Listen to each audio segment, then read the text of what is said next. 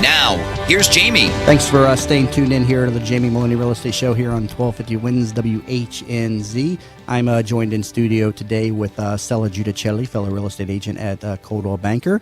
And I want to go ahead and bring on my first guest here for the show, Alex Sink. She is the founder of the Florida Next Foundation, an organization geared towards helping young entrepreneurs get the capital and exposure they need to develop their ideas in an effort to drive innovation needed to enhance Floridians' quality of life. She is also a board member of C1 Bank, a St. Petersburg-based community bank, and worked for Bank of America for 26 years, where she rose to serve as president of Florida operations before retiring in 2000.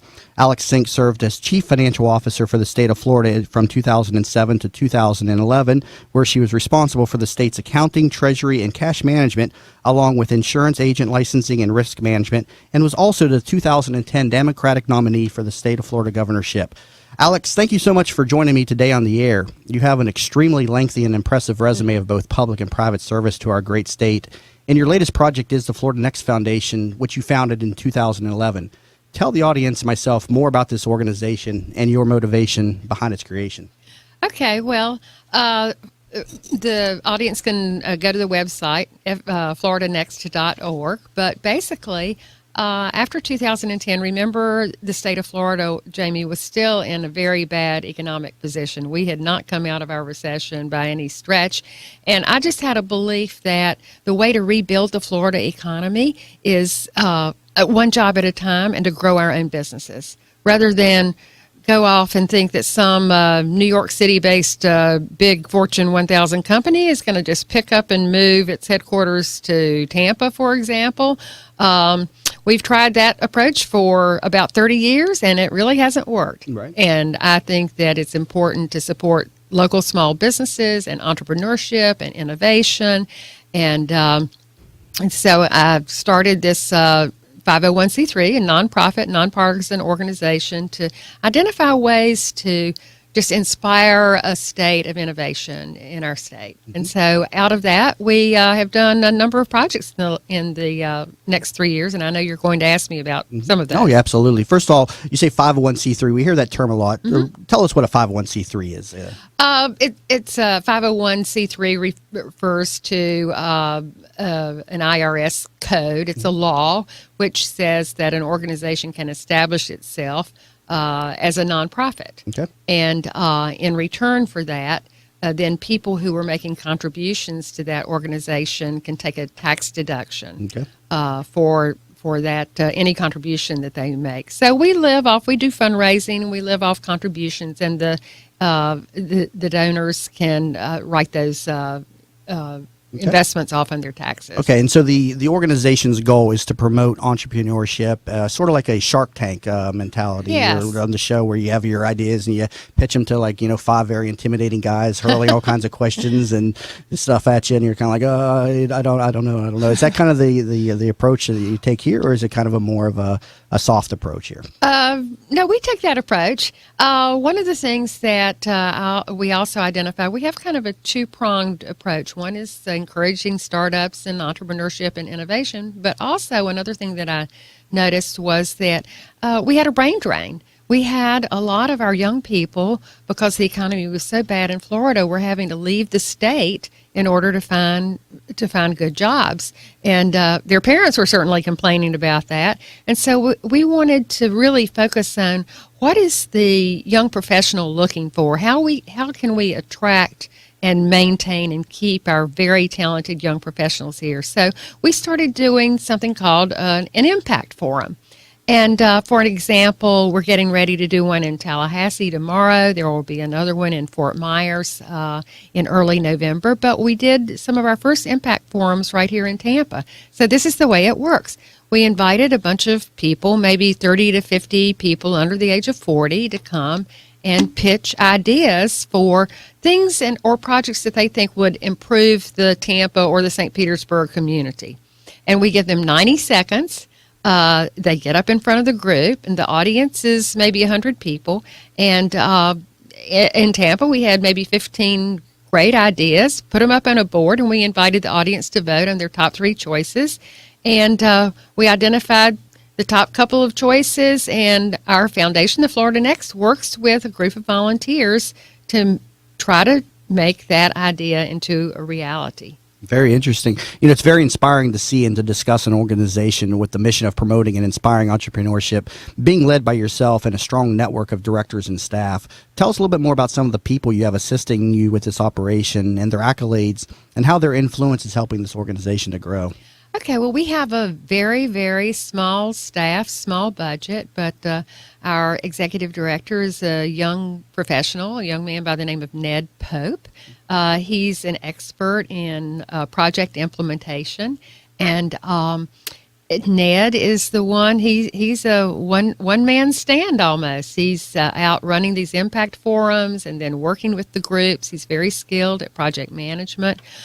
You're in the real estate business and focus a lot on foreclosures. Mm-hmm. I might mention that one of the winning ideas in St. Petersburg was a young professional by the name of Frank Wells, whose basic idea was the city of St. Petersburg has foreclosed on a number of homes because the property taxes, they were abandoned and the property taxes were never paid. Right. And why don't we work with the city of St. Petersburg to offer these homes, rehab these homes, and offer these homes up to individuals who are starting up businesses so that they can live and work there for a very low monthly payment. Mm-hmm. And we can rejuvenate many of these inner city areas and fill these houses up with people. And that was his winning idea. So we helped him get connected to some funding sources. And it's my understanding we found a foundation that is providing a $2 million line of credit for him to rehab these houses and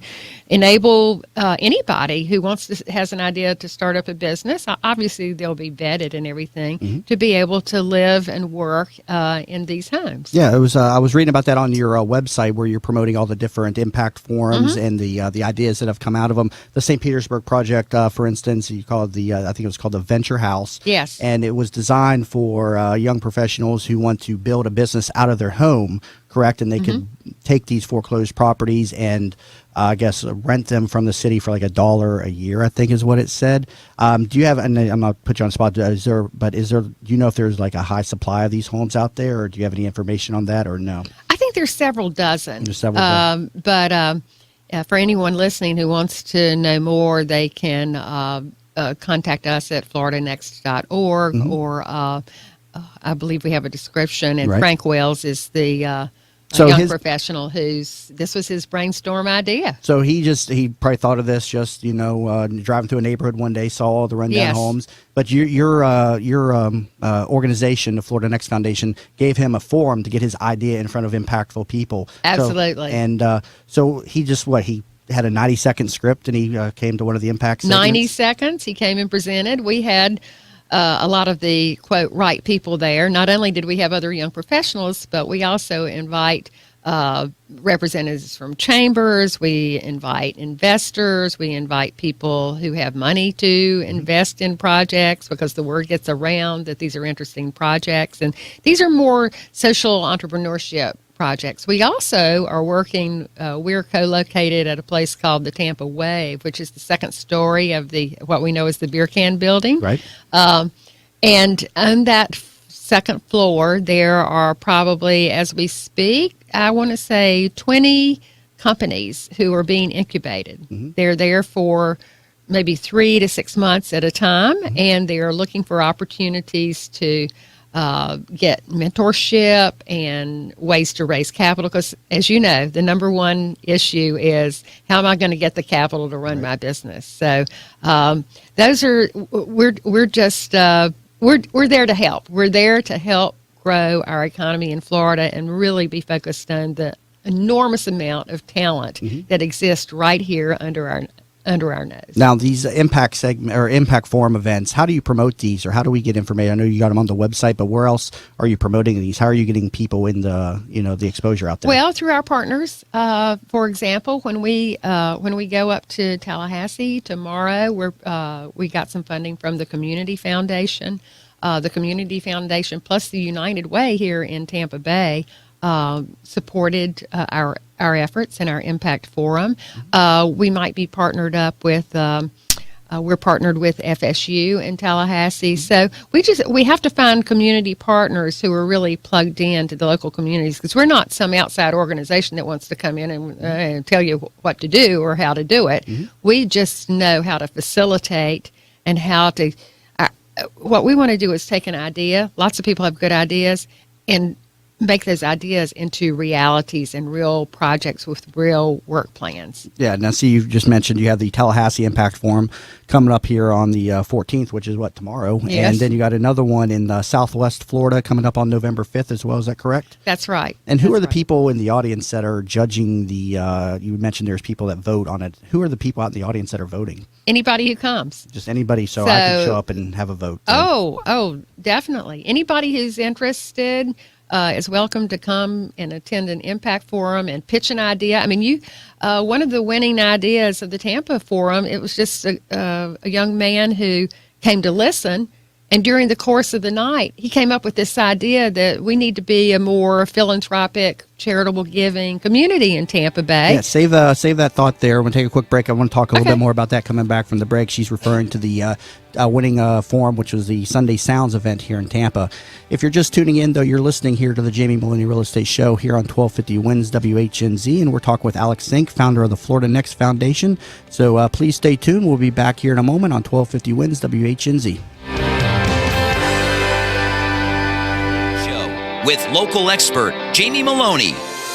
Now, here's Jamie. Hi again, everybody, and thanks for staying tuned in to the Jamie Meloni Real Estate Show here on 1250 Wins WHNZ. In studio today, we're talking with Alex Zink, founder of the Florida Next Foundation.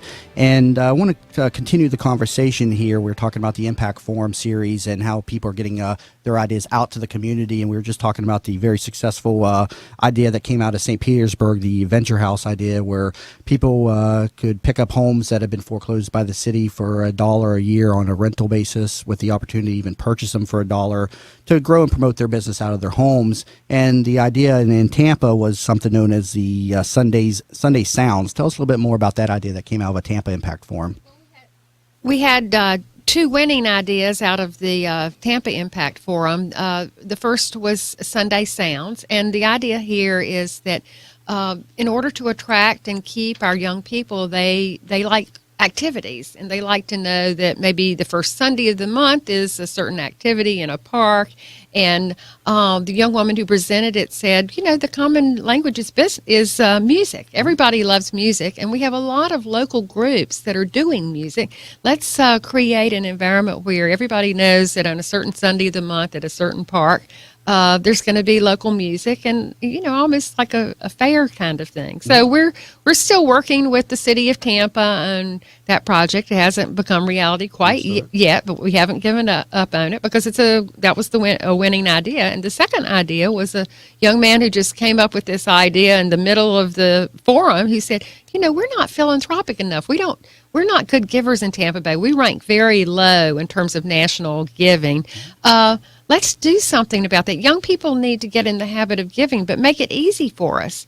So out of that came Give Day Tampa Bay, which was held on May 4th of this year.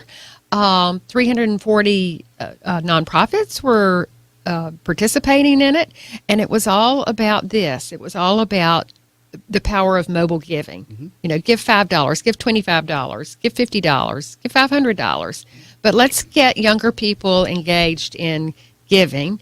And as a result, we raised over $1 million for these 300 charities, and we're already in the planning stages to do it again next year. That's very impressive, especially considering I said your average donation was just, $5, $10, $15 or something. The average donation was about $100. Okay. The minimum was $25 because we had credit card charges and that sort of thing, is Dr.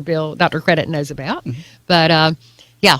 That's a very inspiring. I mean, to raise $1 million with an average bid of a donation of $100, very interesting. Alex, I have to say, it's such a pleasure to hear you discuss this matter. It's so interesting.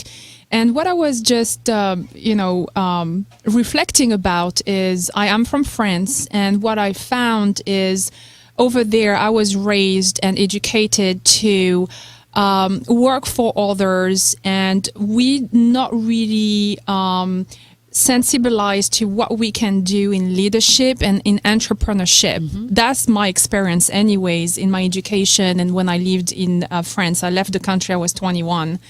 And 25.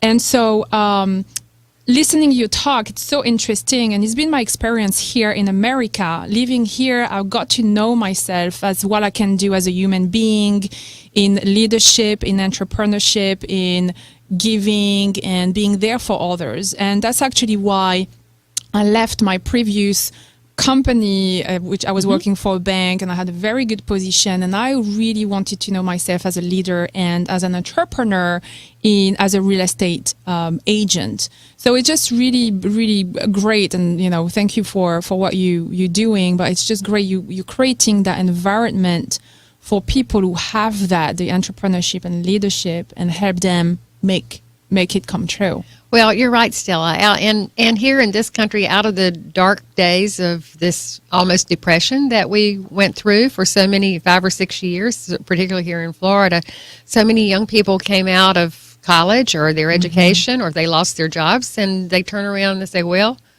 what the heck? Maybe now's the time to start that business I've always thought about. And so I'm just convinced that, out of let's make lemonade out of lemons, right. Out of those bad times. I agree with you that we're trying to build. We need to build and encourage. Think of all the successful entrepreneurs that have been in Florida and created huge businesses like Raymond James or Publix. But just any other the business, Jamie, that you're trying to do. You saw an opportunity and realized that you're going to take advantage of it. And actually, the way to build wealth in our country is to be an entrepreneur.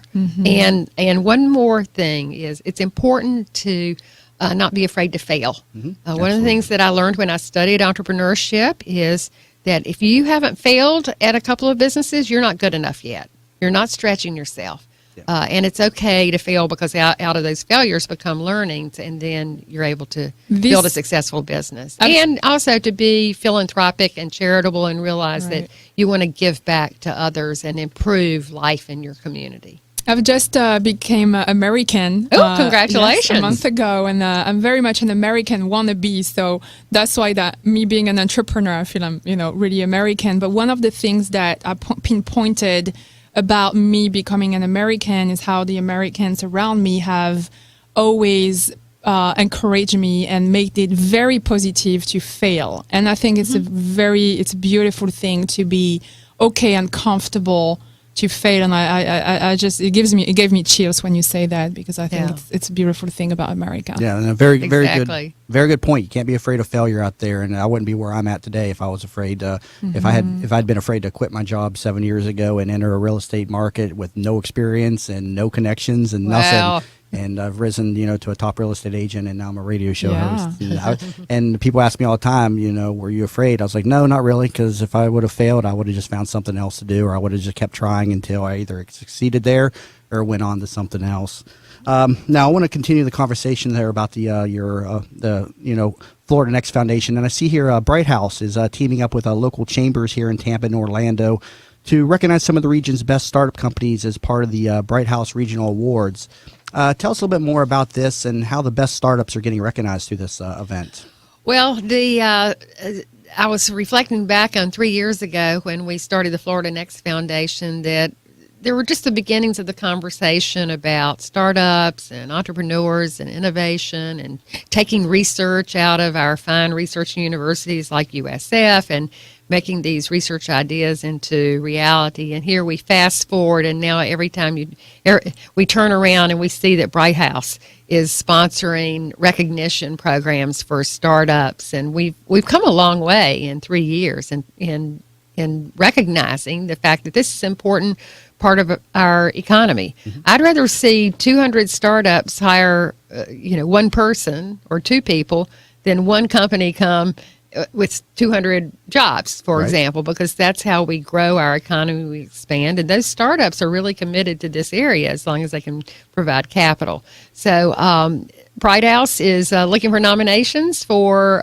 startups to recognize, and you can go on their website, I'm sure, and submit your own name or the name of somebody else. And it's going to lead up to a series of events, I believe, in Tampa and Orlando to recognize Startup Company of the Year. Now, are any of the people that have worked with you through the Florida Next Foundation involved in this, or is this just something that is just kind of in line with what we're talking about, or how does it fit? Well, it's we've got our fingers in many different pots. We're closest to a volunteer organization called Tampa Wave. They got a $2 million federal grant to establish an incubator. So they're in the second floor of the Sykes Building in downtown Tampa. They have about 30 companies that they're working with right now, and they're in different phases of their development. So some of those companies will probably be nominated. There's another organization called Health Box that Florida Blue has provided the seed funding for startups that are specifically related to anything around healthcare and good health. And it's just really a stay tuned, pay attention. Another company we were talking about, startup called Wazinit. Wasn't it? Wazinit. Yep, that's what I have here. They have a website. It's a young man and his wife. He has Crohn's disease and has to be really careful about the ingredients of. He said he could go to the grocery store and have to spend 3 hours just buying a little bit of food because he has to read every single label, and he's come up with a software program to shine on that barcode and be able to identify whether or not that item has ingredients that would inflame his disease. Wow, and that's someone from Tampa? He lives over in Feather Sound. Yeah, I was actually reading about. Exciting. Yeah, I was actually reading about that on your website there that you were talking about. This company Wazinit. Wazinit, and it's just an app that I'm thinking of my friends right now. Yes, that tells you what's in these ingredients. And I see that they recently just got a much larger promotion through the One Spark event, which is the world's crowdfunding festival, and they received accolades for this app at this event as well. If you want to elaborate a little bit more on the event that they were at. Well, this is One Spark is something that got started in Jacksonville again because the Jacksonville economy, like every other economy in Florida, was not doing very well, and particularly in downtown Jacksonville has unfortunately become a ghost town. So many businesses moved out into the suburbs, and we know from talking to young professionals that what they want is they want a vibrant downtown area. They want a place like downtown St. Petersburg or downtown Tampa. Our mayor's working on making the downtown a place where you can live and work and play. And so the people in Jacksonville had this, it's a 3 or 4 day event called One Spark, and they invited all these businesses to come and pitch their ideas and lined up investors, and it's like a fair. Florida Next was running the nonprofit segment of this fair, and they offered prizes, and the people at Wazinit got one of the prizes at the One Spark Festival to enable them to keep working on their app for their business. Well, very exciting, and something, amazing coming out of the organization that you founded. I mean, you've got to be very excited about something like that, so kudos to you as well as to Wazinit. Hopefully we'll be seeing this app on our phones here in the future. And, ironically, just as your organization is there to assist and fund entrepreneurs and small business owners and community leaders, your organization, the Florida Next Foundation, also needs a source of funding. How can interested investors get involved with the Florida Next Foundation? Well, first is we'd love to have your email address. So if you go on our website, floridanext.org, please send us your email so that you'll be able to, and like us on Facebook. That's how we communicate. Our executive director, again, is Ned Pope. So he's ned.pope@floridanext.org. And people can contact me directly at alexsinkflorida@gmail.com. And I'll repeat that, alexsinkflorida@gmail.com. And I Sink just is S-I-N-K. S-I-N-K. And I would just love to hear from your audience about what they're interested in and their ideas. And let's see how we can convert an idea into a real project. Sounds like a plan. Got to take a quick break here, but stay tuned. We'll be talking a little bit more with Alex Sink of the Florida Next Foundation when we come back. And again, if you're just tuning in, you're listening to the Jamie Maloney Real Estate Show here on 1250 Wins WHNZ. Here's Jamie. Hi again, everybody, and thanks for staying tuned in here to the Jamie Maloney Real Estate Show here on 1250 Wins WHNZ. We're talking with Alex Sink, founder of the Florida Next Foundation, and she is also a board member of with C1 Bank, which is a St. Petersburg-based community bank that is in the top 1% fastest-growing banks in the country, as measured by asset growth, seeing assets rise from $260 million to approximately $1.4 billion today. And interestingly enough, just as we've been discussing entrepreneurship, which is the cornerstone of the Florida Next Foundation, the CEO of C1 Bank, Mr. Trevor Burgess, was named the 2013 Ernst & Young Florida Entrepreneur of the Year in the financial services category. Tell us a little bit more about your role and influence at C1 Bank. Well, I got involved with C1 initially probably a couple of years ago. Some people that I used to work with in banking had started working there. And was just very impressed with Trevor Burgess, who is the CEO, and he came in and took over a small bank and then did some other acquisitions with the idea of growing a true community bank throughout the state of Florida. And people might wonder, where does the name C1 come from?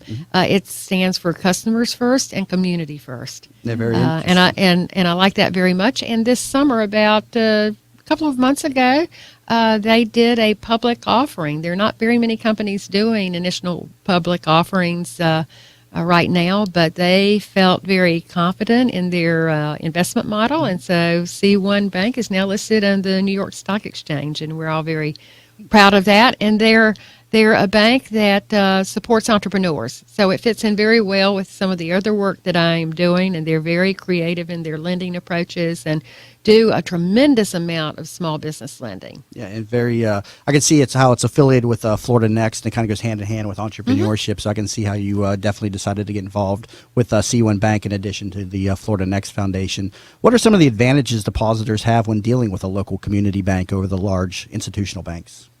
Well, I think that some people need to deal with large institutional banks. Some people need to deal with both. But one of the advantages of the community bank is the decisions are made here locally.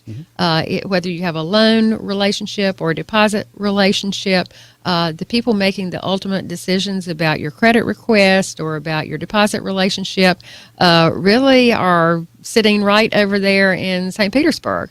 So they pride themselves in staying very close to their community. They've now expanded to Sarasota, Fort Myers, just started in Miami. They have 2 or 3 branches in a booming market, as I'm sure you've been talking about from the real estate perspective, Jamie, that Miami is really booming. But dealing with that community bank that has that local flavor, and they're very invested in the community. They're the bank of the Bucks, and they're involved with the local soccer team and support the Lightning, and their executives are leaders in American Cancer Society, American Heart Association here. So they're living what their mantra is to put their clients and their community first, and I'm very proud to be affiliated with them. Now, Alex, you also served as Chief Financial Officer of the state of Florida, where you oversaw the management of the state's $15 billion treasury and were responsible for the accounting of the state's $70 billion budget. In addition, your 26-year career at Bank of America saw you rise to President of Florida Operations, which undoubtedly qualifies you in the field of financial management and business development. For all the listeners tuning in, I want to know, what are some of your keys to success when developing a new idea or business? Well, one of the keys to my success is to believe in people and to identify great talent.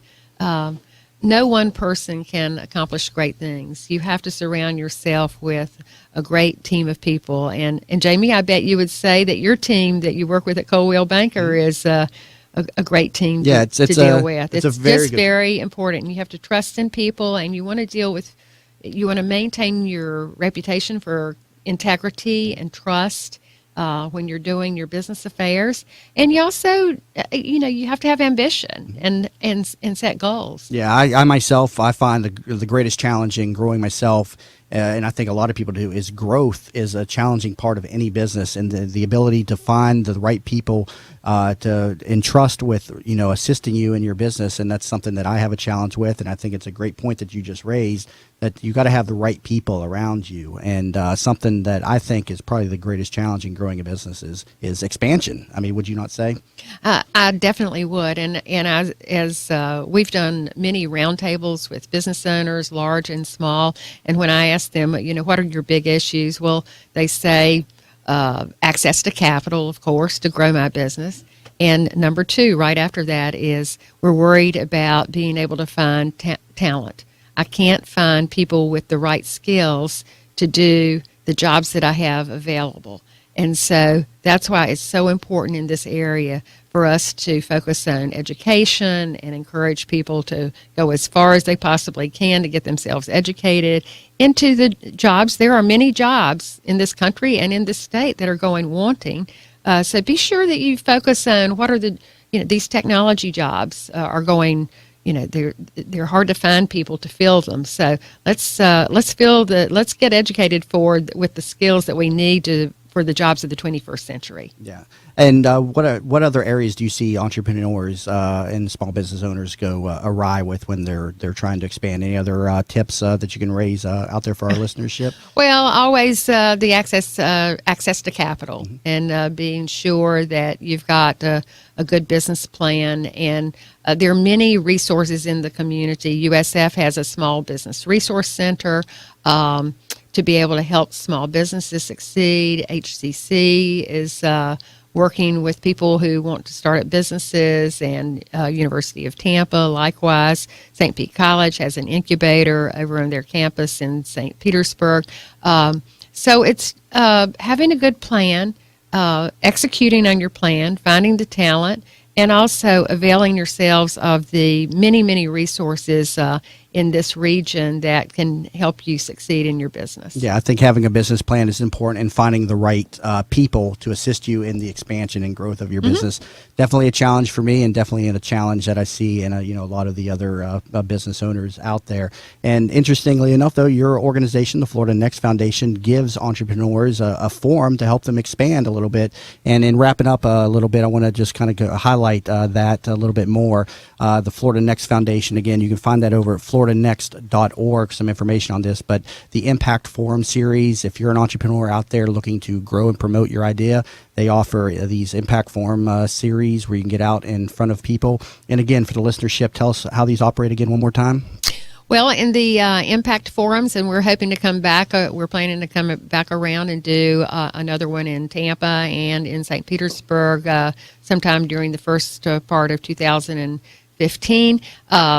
Bring your idea, 90 seconds to pitch your idea, just like Shark Tank. Mm-hmm. And if the group of people, probably an audience of 75 to 100 people, like your idea, then we'll help work with you to form a volunteer committee to figure out how that idea might become a reality. But who knows? It's just like listening to The Voice. Mm-hmm. You present your idea, there might be that one person in the audience who really is taken by your idea and might become your angel investor and work with you. Well, hey, Alex, this has been a great discussion today. I'm very inspired, and it's great to see, some of your influence getting out there and helping the people of the community get their ideas in front of people of influence and who can help their business grow. So thank you very much for being in studio today. I've thoroughly enjoyed the conversation and the discussion. Thanks, Jamie, and thanks, Stella. Nice to meet you. And you too. And if you're just tuning in, you've been listening here to the Jamie Meloni Real Estate Show here on 1250 Wins WHNZ. If you're just finding my show on the air for the first time, you will find me here every Mondays at noon. So I invite you to please tune in, as my show aims to become your information source for the Tampa Bay real estate market. Off the air, you can find me at my website and catch all of my past shows of the Jamie Meloni Real Estate Show over at tampabayradio.com. Just go to the page there, and there's a show info tab, and you can catch all the audio casts as well as all the stream casts. And you can watch future shows as well live through the stream via the live stream feed on the tampabayradio.com site. Also, feel free to give me a call for your real estate needs, 813-760-8516. 813-760-8516. I hope everybody has a great week, and I'll see you next Monday at noon on the Jamie Meloni Real Estate Show.